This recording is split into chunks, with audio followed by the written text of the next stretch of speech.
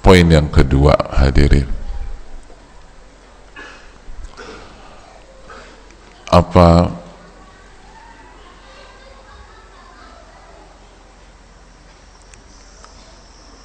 kunci masalah terurai?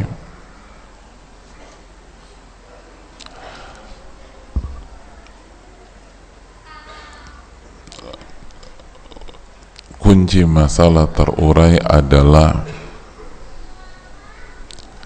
sibukkan diri dengan tugas kita dan jangan urus urusan Allah. Jadi sibukkan diri dengan tugas kita, urus urusan kita.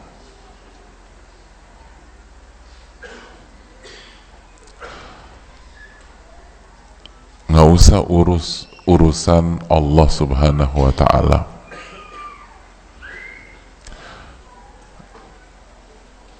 Begitu ada masalah, apa tugas kita?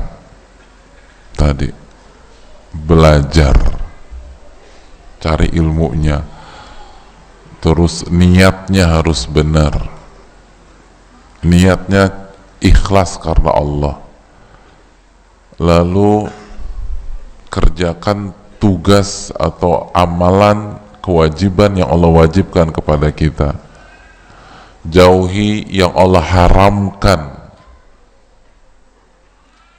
ikhtiar semampunya, semaksimal mungkin. Hasil itu urusan Allah subhanahu wa ta'ala. Kapan diurai itu bukan urusan kita. Caranya bagaimana itu urusan Allah subhanahu wa ta'ala. Kita nggak usah ikut-ikutan. Allah berfirman di dalam surat Al-Anbiya ayat 23, la yus'alu amma yaf'alu wa hum yus'alun. Allah nggak ditanya tentang apa yang Allah perbuat, mereka yang Allah tanya. Mereka yang Allah tanya. Jadi Allah nggak ditanya kapan solusi itu datang, caranya bagaimana, harusnya seperti apa. Bukan, itu bukan urusan kita. Kita yang ditanya, udah ngaji belum? Niatnya ikhlas apa enggak? Tugas-tugas dikerjakan apa enggak? Yang haram ditabrak. Masya Allah. Mobil dengan plat AD8544CC, lampu sen masih menyala. Masya Allah. Ya. Hadirin yang Allah muliakan, fokus ke tugas kita. Gak usah urus urusan Allah subhanahu wa ta'ala.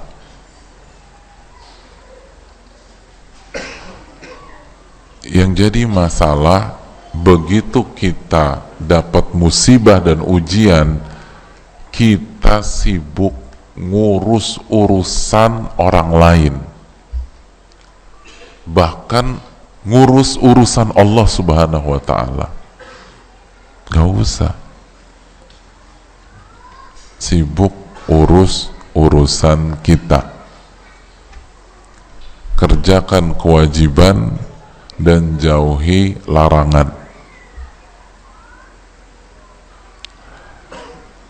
Dan tugas yang harus pertama kali kita wujudkan adalah mentauhidkan Allah subhanahu wa ta'ala, mewujudkan dan mengejawantahkan la ilaha illallah.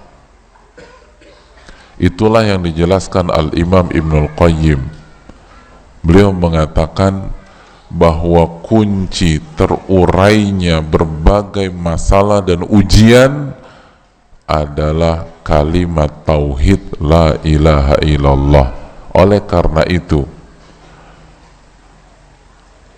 banyak doa-doa tentang mengurai masalah, di dalamnya ada kalimat tauhid. Contoh paling sederhana, doanya Nabi Yunus. Apa doanya Nabi Yunus? La ilaha illa anta subhanaka inni kuntu minadh dhalimin. Itu doanya. Tidak ada zat yang berhak diibadahi kecuali Engkau.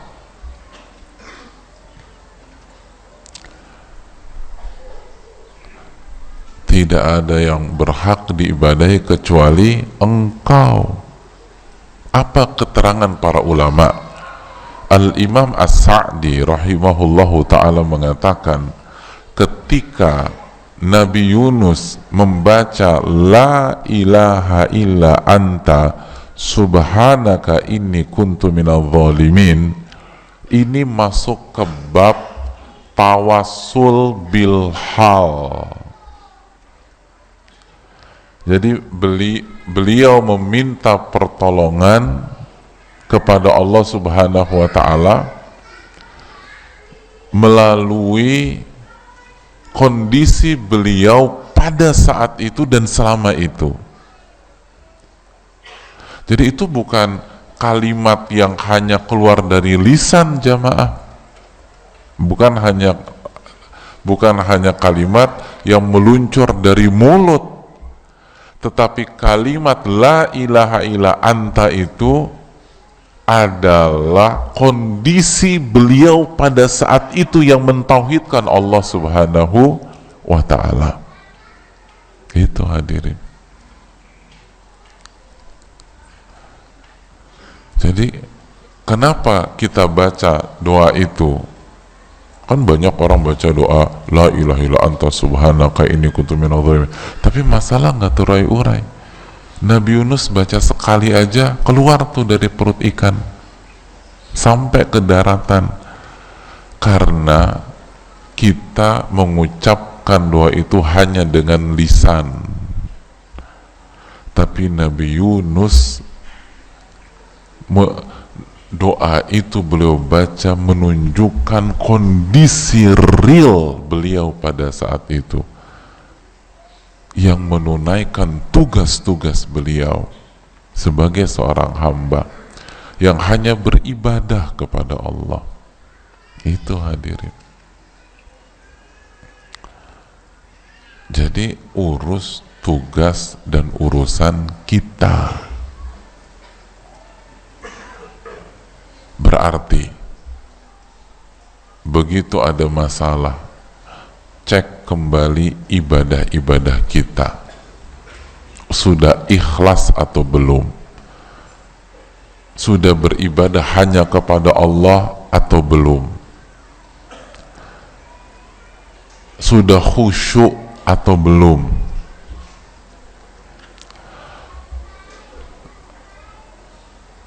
Lalu setelah kualitasnya dijaga, kuantitasnya bagaimana? Dijaga nggak tuh salat-salat wajib, lalu salat-salat sunnah? Itu dicek tuh hadirin. Itu dicek. Yang jadi masalah ketika kita punya masalah, bukannya fokus ke urusan dan tugas kita, kita kebanyakan menganalisa, kebanyakan mikir. Makanya banyak orang punya masalah kan kebanyakan bengong hadirin. Ketika ditanya kok ngelamun, lagi mikir. Padahal Allah berfirman dalam surat At-Talaq ayat 2 dan 3, "Wa man yattaqillah yaj'al lahu makhraja wa yarzuqhu min haitsu la yahtasib." Barang siapa yang bertakwa kepada Allah, apa itu arti takwa hadirin? Secara simpel Hasan Al-Basri mengatakan takwa itu menjalankan perintah, menjauhi larangan, jalanin tugas, inti takwa itu. Jadi barang siapa yang bertakwa menjalankan tugasnya sebagai seorang hamba, maka Allah akan berikan solusi dari setiap masalahnya, jalan keluar, masalahnya akan diurai, dan Allah akan berikan rizki buat dia dari arah apa? Dari arah yang tidak pernah dia sangka-sangka, dari arah yang tidak pernah ia pikirkan sebelumnya, dari arah yang tidak pernah ia duga-duga sebelumnya. Jadi Allah kasih janji bagi orang, bagi hambanya yang menjalankan tugas, yang menjaga tauhidnya, yang menjaga la ilaha illallah, yang hidupnya inna salati wa nusuki wa mahyaya wa mamati lillahi rabbil alamin, maka Allah akan kasih apa? Solusi rizki dari arah yang tidak ia pikirkan sebelumnya. Kalau demikian ayatnya, kenapa justru kita begitu banyak masalah, justru kebanyakan mikir? Padahal ayatnya jelas solusinya dari arah yang Anda tidak pikirkan. Kenapa Anda jadi banyak mikir? Kan kebalik, hadirin. Kecuali kalau barang siapa yang bertakwa, Allah akan kasih solusi dan rizki dari arah yang dia pikirkan selama ini. Banyakin mikir deh tuh, banyakin mikir terus kerjaannya. Ini kan ayatnya dari arah yang dia nggak pikirkan. Kenapa jadi banyak mikir? Makanya stres. Orang stres itu bukan karena ujiannya, bukan karena berat masalah. Orang stres itu kebanyakan mikir, kurang zikir. Nah itu orang stres, hadirin. Kebanyakan mikir, kurang zikir. Loh, kan Allah berfirman dalam surat Ar-Ra'd ayat 28, ala bidzikrillah tatma'innul qulub. Ketahuilah dengan berzikir dan mengingat Allah, hati jadi apa? Stres, tenang.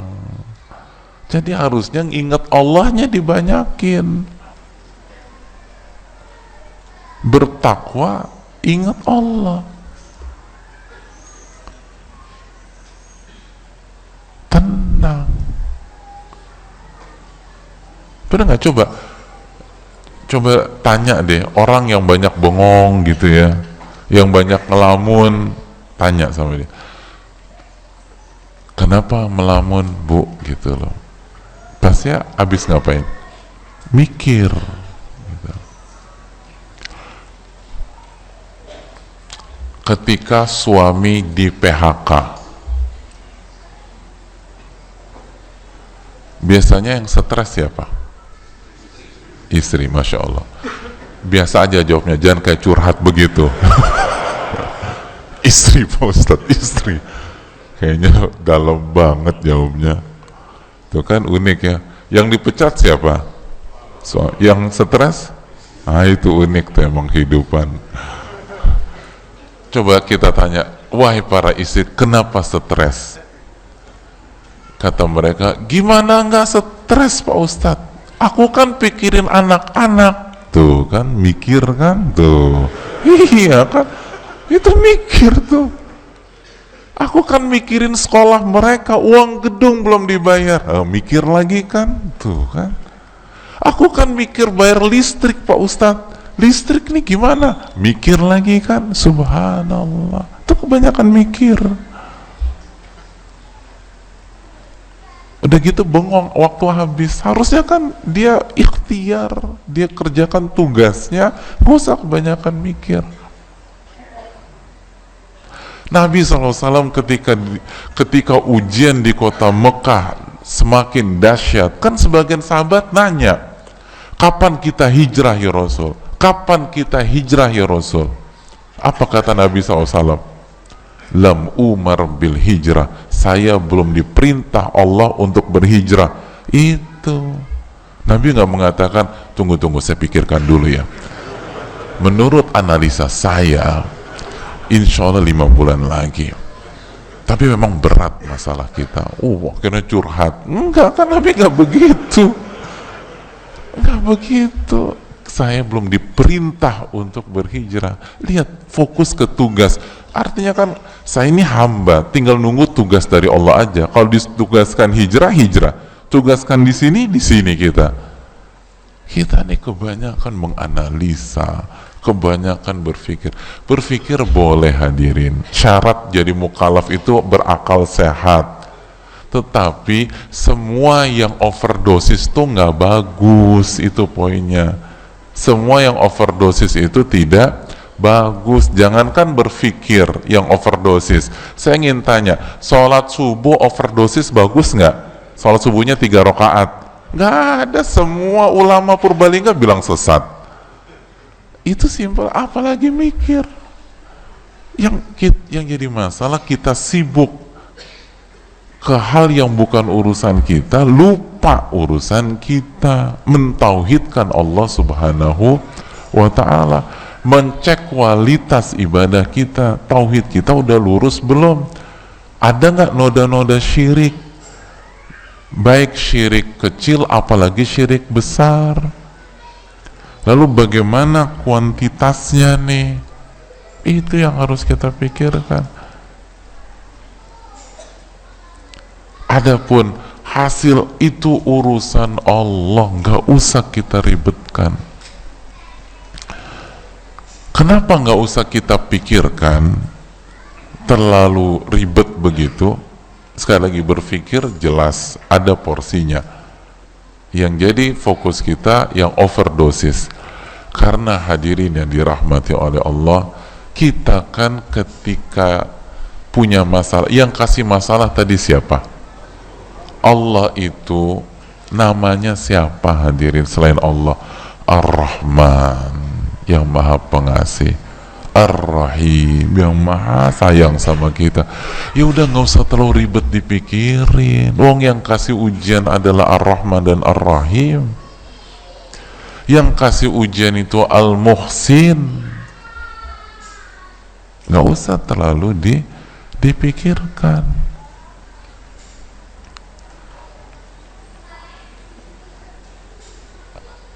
Zat yang ahkamul hakimin, yang maha hakim, yang maha bijak, yang maha adil, yang nggak mungkin menyelisihi janjinya. Allah udah bilang bertakwa, kita kasih jalan keluar, udah ikutin aja permintaan Allah SWT. Allah kan kasih jalan keluar. Kan apa kata Allah dalam surat Ar-Rum ayat 6? Wa'dallah, itu janji Allah. La yukhlifullahu wa'dah, Allah nggak pernah menyelisih janji-janjinya. Walakinna aktsaran nasi la ya'lamun, tapi yang jadi masalah nih mayoritas manusia nggak ngerti-ngerti, gitu kata Allah. Yang jadi masalah mayoritas manusia nggak paham, padahal Allah nggak mungkin menyelisihi janjinya. Dan Allah yang paling tahu yang terbaik buat kita. Dan yang kita pikirkan, akhirnya kita down, kita jatuh, kita bingung. Itu pun kalau Allah kasih belum tentu terbaik buat kita. Masih ingat surat Al-Baqarah ayat 216, wa asa an takrahu syai'an wa huwa khairul lakum.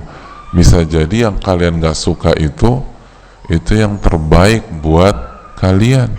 Wa asa an tuhibbu syai'an wa huwa syarrul lakum. Dan bisa jadi yang kalian suka itu buruk buat kalian.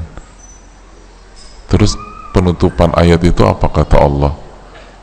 Wallahu ya'lamu wa antum la ta'lamun. Allah yang maha tahu, sedangkan kalian tidak tahu. Yang tahu tuh Allah. Kalian gak ngerti.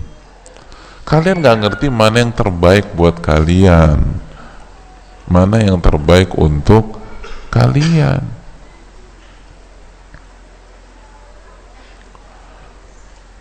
Makanya jangan apa? Sok tahu. Itu jangan. Kita nih bimbang kebanyakan sok taunya, karena kebanyakan mikir tadi itu. Jadi sok tahu aja. Harusnya begini nih, sok tahu gitu. Tahu dari mana harusnya begini? Bisa jadi enggak. Hadirin, sebagian sahabat aja itu bisa kurang tepat dalam memprediksi dalam kasus Sulhul Hudaybiyah. Iya kan? Sulhul Hudaybiyah, perjanjian Hudaybiyah. Tapi mereka tidak ngotot. Begitu mereka melihat Nabi tahallul, mereka langsung sami'na wa ata'na, taat kepada Allah dan Rasulnya. Padahal secara pemikiran, prediksi, ini ngerugiin kita nih, dan bukan saatnya kita bahas Sulhul Hudaybiyah. Mereka berpikir ini ngerugiin. Sampai Umar berpikir demikian, ini kayaknya ngerugiin kita nih. Dan kita tahu Umar cerdasnya kayak apa. Nabi katakan, laukana ba'di nabiyun lakana Umar. Kalau ada nabi setelahku, orangnya itu Umar. Saking cerdas dan tajamnya firasat, intuisi beliau. Tapi nggak ngotot. Begitu Nabi SAW tahallul, semua tahallul, ternyata benar Sulhul Hudaybiyah. Menguntungkan atau merugikan? Menguntungkan. Dan Sulhul Hudaybiyah adalah pintu masuk membuka kota Mekah. Jadi sekali lagi hadirin, banyak hal yang kita prediksi itu nggak benar. Jadi kesian kita ya, udah capek-capek mikir, capek-capek bengong, capek-capek ngelamun, akhirnya asam lambung naik, terus mahnya kumat, hasilnya nggak bener juga, salah hasilnya. Ya Allah, kalau hasilnya bener kan masih mending gitu, ini hasilnya salah. Karena Allah katakan wa asa an takrahu syai'an wa huwa khairul lakum, bisa jadi yang kalian nggak suka itu baik buat kalian. Udah percayain aja sama Allah. Allah yang paling tahu. Allah nggak mungkin zalimin hamba-hambanya. Wa annallaha laisa bidzallamin lil abid. Allah tuh nggak pernah zalimi hamba-hambanya. Dalam surat Ali Imran ayat 182. Nggak mungkin. Selama kita menjaga iman kita, tauhid kita, akidah kita, pasti Allah akan tolong. Nggak mungkin. Itu adalah sebuah kepastian. Nggak mungkin Allah sia-siakan kita, hadirin yang dirahmati oleh Allah. Jadi selalu memandang yang Allah pilihkan itu yang terbaik, walaupun awalnya kita nggak suka. Oh, ini yang terbaik, fokus aja. Jadi sekali lagi contoh, ketika kita kena sakit, fokus ke tugas kita. Tugas saya apa sih? Oh, tugas saya sabar. Sabar. Terus apa lagi? Nabi bersabda, tadaw wala tadaw bil haram, berobatlah, tapi jangan berobat dengan cara yang haram. Berarti ikhtiar berobat. Sembuh gak sembuh, bukan urusan saya. Enak hadirin. Yang membuat orang itu stres, karena biasanya diantara faktornya karena terbebani hasil, sehingga hidupnya nggak lepas, hidupnya tidak lepas, gitu. Antum di sini ada yang hobi bola nggak? Nggak ada. Jadi dari kecil nih anak musola semua. Masya Allah. Kena pertanyaan simpel, kenapa banyak tim atau klub kalau di partai final mainnya nggak lepas? Kenapa? Karena beban juara, mikirin hasil, saya harus juara, saya harus juara. Itu yang buat orang tuh nggak lepas dalam hidup, hadirin. Yang bikin kita ngelepas, saya harus sembuh, saya harus sembuh. Kata siapa harus sembuh? Enggak. Sembuh nggak sembuh itu urusan Allah. Wong Nabi juga nggak sembuh di sakit terakhir beliau, kan begitu, hadirin. Jadi lepas aja, itu lebih enak. Saya harus kaya, saya harus kaya. Akhirnya nggak kaya-kaya juga. Stres. Siapa yang bilang harus kaya? Nggak ada yang bilang harus kaya.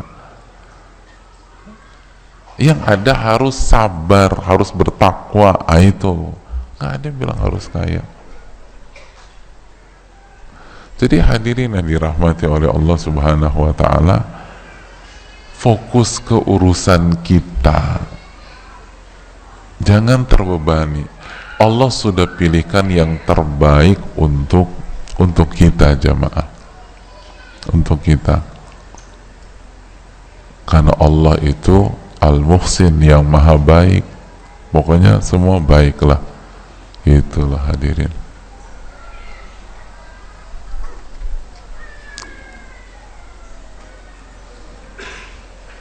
Dan belum tentu sakit itu lebih buruk daripada sehat, hadirin. Apalagi kalau kita pakai kacamata akhirat, belum tentu.